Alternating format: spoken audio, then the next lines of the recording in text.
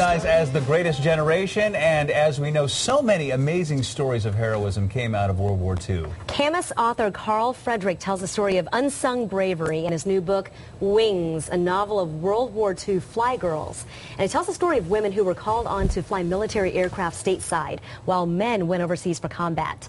Karl is in town for a book signing at Seattle's Museum of Flight, but first he is with us this morning. Good to see you. Good to have you. Thank you. This is a really amazing slice of World War II history, one that many of us probably didn't know about. We're talking about 1,100 women picked to fly in this experimental program. We know about the women who picked up the slack for the U.S. workforce here, but I don't think many people realize that there were women in the skies fighting for our country. Talk about these women. Who were they? What exactly did they do? And why did you want to tell their story?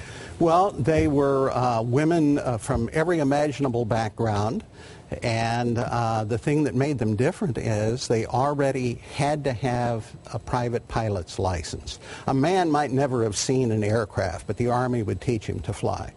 A woman had to come equipped with her own license, and then the Army would teach her the Army way of flying. And as to what they did, initially they just flew light aircraft from base to base. Wherever an airplane was needed, they'd deliver it. But they started doing such a good job that they wound up flying everything. And that included experimental aircraft, and it included flying target tugs. That meant that for 8 hours a day they'd fly back and forth over a target range while a bunch of kids shot live ammo at the target tug they were pulling. Why did you feel compelled to tell their story?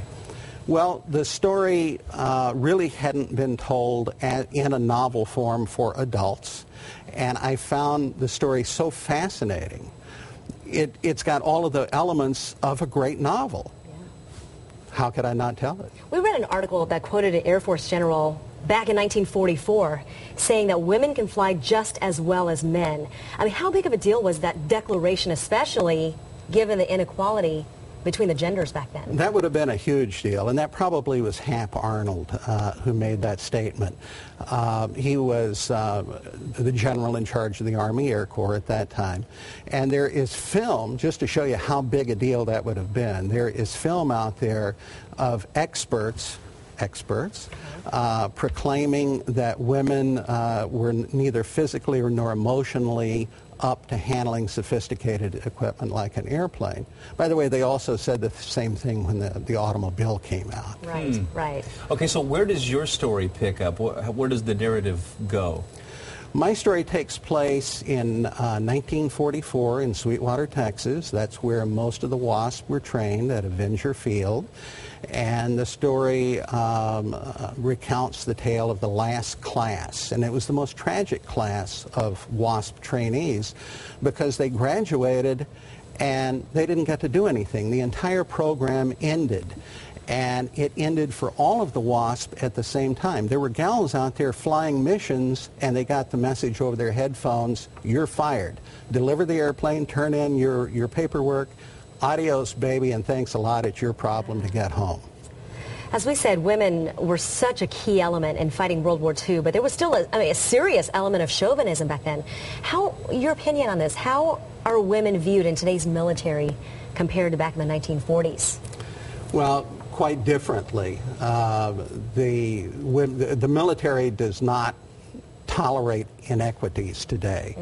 That's a very far cry from the way it was during World War II.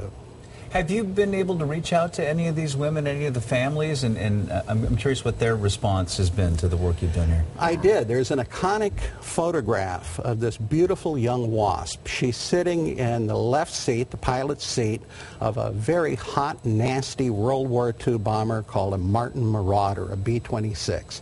And this thing would eat your lunch so quick. Down in Florida, the newspaper coined a term, one a day in Tampa Bay. That's how many airplanes they were losing during training. And this lady is sitting in this thing, and she's looking out at the camera, and she's smiling, and she looks as cool and calm as if she's about to take the family forward down the street for a loaf of bread. And I wrote that lady a letter, and I told her, thank you for what you did for your country in World War II, and also for inspiring me so I could finish this book and sell it. That's fantastic. Yeah. That's fantastic. A picture that really tells a story there. It really does. Absolutely. Karl Friedrich, thank you so much for stopping by. Thank Good you. chatting with you. You can meet Karl at 2 book signings. The first one is happening Friday at 6 at the Orca bookstore in Olympia. And then on Sunday, Karl holding a Father's Day signing at Seattle's Museum of Flight.